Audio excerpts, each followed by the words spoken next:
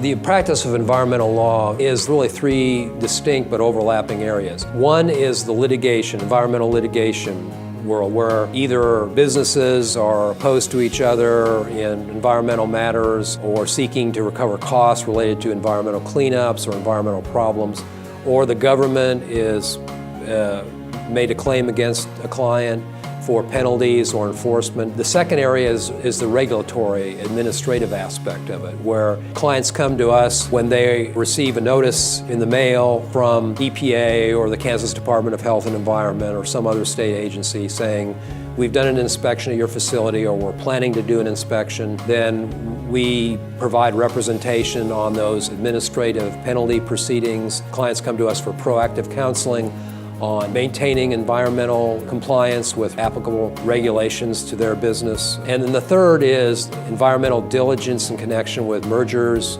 acquisition, property sales or purchases, ranging from simple parcels of land to interstate pipelines. Typically, our environmental group, me and others, will be working on environmental diligence, drafting environmental provisions of transaction documents, and counseling clients then on the risks of a transaction, how to mitigate those risks, giving the client the information that the client needs to assess those risks and protect itself in the transaction. So what we are able to offer clients and what we pride ourselves is the ability to provide counseling and services on a wide variety of environmental areas. The most important thing is that I know that all of my partners and all of our associates and our staff people are there to help me out, and vice versa. I think they know that I'm there to help them out when their particular work or clients have a problem in my area.